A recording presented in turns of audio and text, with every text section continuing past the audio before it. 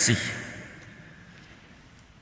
Kadang orang tua merasa lelah berhadapan dengan anaknya yang bandel, bengal, atau tidak bandel dan tidak bengal, tapi kadang-kadang baik, kadang-kadang tidak, tergantung apa yang didapatkannya, tidak tulus.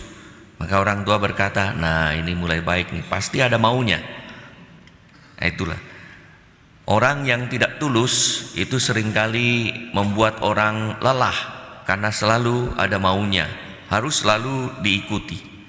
Hari ini kita mendengar dalam bacaan pertama bagaimana Ahaz itu melelahkan. Disebut oleh Yesaya bukan hanya melelahkan orang manusia, tetapi juga melelahkan sesama, membuat orang susah, tetapi juga membuat orang Allah susah. Kelahiran Sang Penebus pada Natal terjadi karena ada orang-orang yang tulus, yang hidupnya tanpa pamrih, yang hidupnya kudus, karena hidupnya dialami sebagai rahmat dan berkat yang diperoleh dari Allah secara cuma-cuma, yaitu Yosef atau Yusuf dan Maria. Inilah orang-orang tulus yang tidak melelahkan manusia dan tidak melelahkan sesama. Orang yang tidak tulus sungguh melelahkan sesama dan melelahkan Allah bahkan disebut. Karenanya Yusuf dan Maria mampu dan mau setia kepada Allah dan berbakti untuk kepentingan Allah. Bahkan saat mengalami kesulitan pun mereka tidak mengeluh, tetapi dengan kreatif mencari jalan keluar yang tidak biasa. Paus Fransiskus dalam Patris Corde, hati seorang bapa, itu menuliskan Yosef itu memiliki keberanian kreatif, yaitu sesuatu yang tindakan yang dilakukan itu keluar dari suatu kebiasaan. Ketika menghadapi situasi sulit, tidak mengeluh, tidak marah, tetapi langsung mencari jalan keluar. Itulah yang kita saksikan pada saat Natal nanti. Bagaimana Yosef dan Maria terus mencari penginapan dan tidak mendapatkannya. Padahal mereka, tanda petik, sedang dinas, sedang bertugas, sedang melaksanakan kehendak Allah. Maria sedang mengandung dan Yosef dipilih, kita dengar dalam bacaan Injil hari ini, untuk mendampingi Maria. Maka Yosef dan Maria pasutri yang sedang dinas nih, sedang dalam tugas Tuhan, tetapi mengalami kesulitan. Seharusnya mereka bisa berkata, Tuhan, Engkau meminta kami untuk menjalani dan melahirkan serta membesarkan putra Allah. Kini mana bantuanmu? Kini di mana Engkau membiarkan? Harusnya Yosef dan Maria bisa berkata dan mengeluh demikian, tetapi mereka tidak mengeluh, tidak marah, tidak jengkel pada Allah, melainkan mereka melakukan apa yang kadang-kadang kita sebut, melakukan apa yang disebut dengan out of the box, berpikir kreatif dan inovatif melampaui batasan dan kebiasaan umum, hingga mampu menemukan solusi baru dengan cara mengubah kandang hewan menjadi tempat kelahiran Sang Juru Selamat yang dinantikan manusia.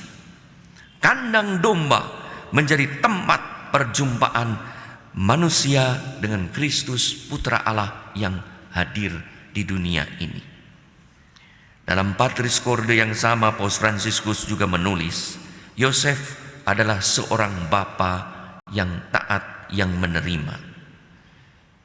Ia juga menerima tanpa syarat apapun. Ia hanya percaya pada malaikat.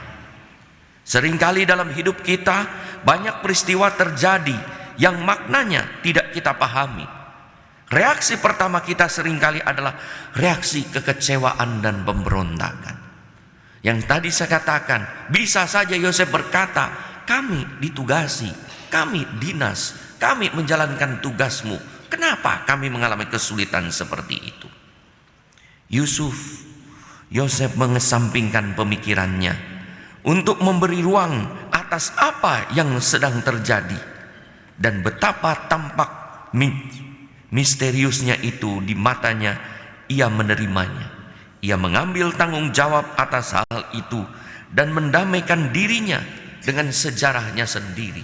Ia menyesuaikan rencananya yang dipikirkan bahkan disebut bijaksana.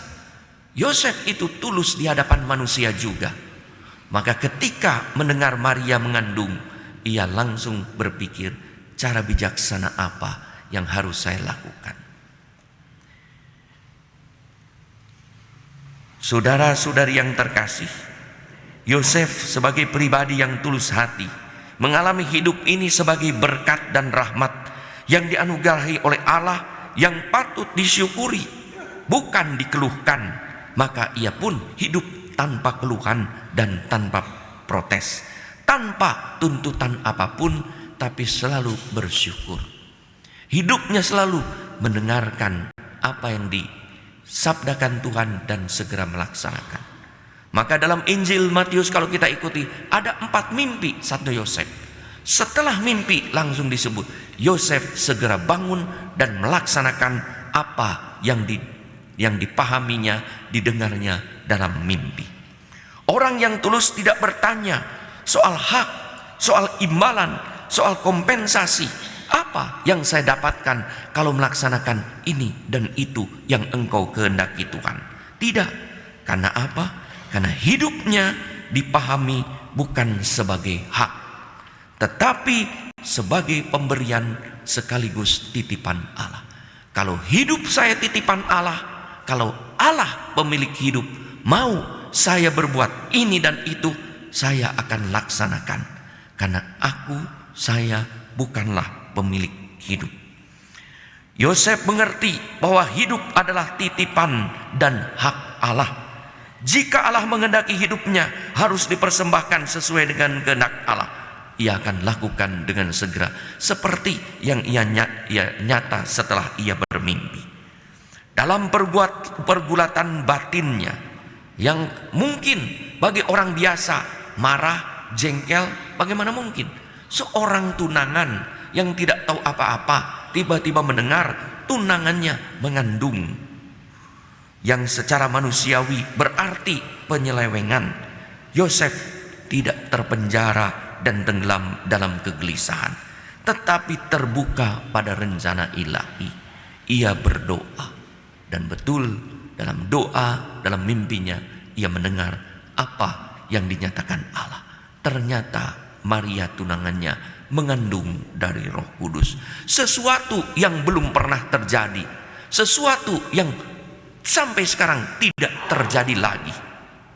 Maka seorang tulus yang begitu yakin ketika mendengar peristiwa yang menggemparkan hatinya, mungkin mengecewakan, mungkin menyakiti hati seorang manusia, Yosef bisa tidur nyenyak hingga bermimpi. Bayangkan saudara-saudara, kalau kita jengkel, kita marah, kita kesal, apalagi kita dikhianat, bisa tidur tidak? Ini Yosef tidur, coba tidur nyenyak sampai bermimpi. Luar biasa kan? Orang yang penuh syukur itu begitu ya, tulus hati, syukur, mengandalkan orang dalam keadaan susah apapun, tidur nyenyak.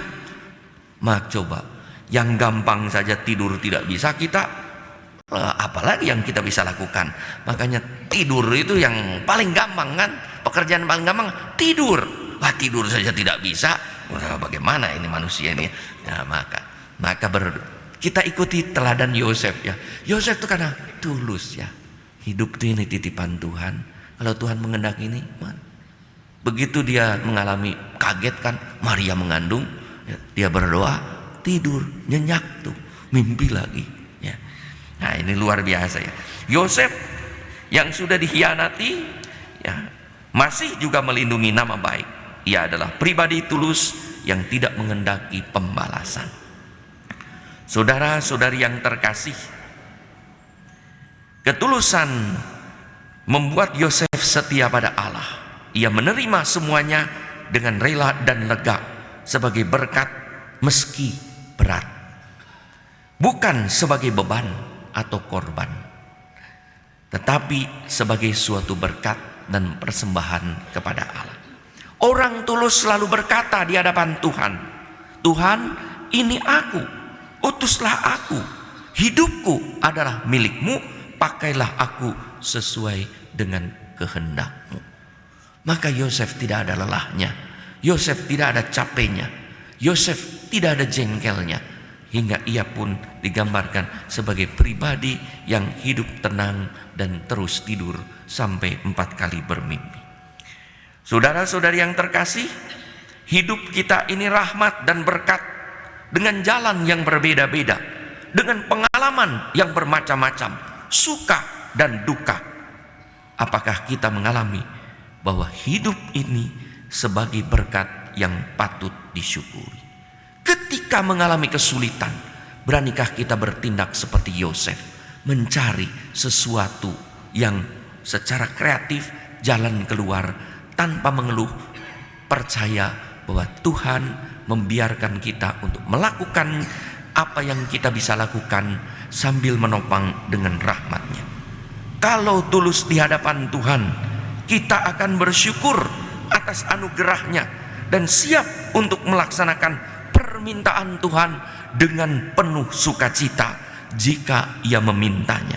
Karena yakin Tuhanlah yang menjaga dan memelihara kita, termasuk memenuhi kebutuhan hidup kita.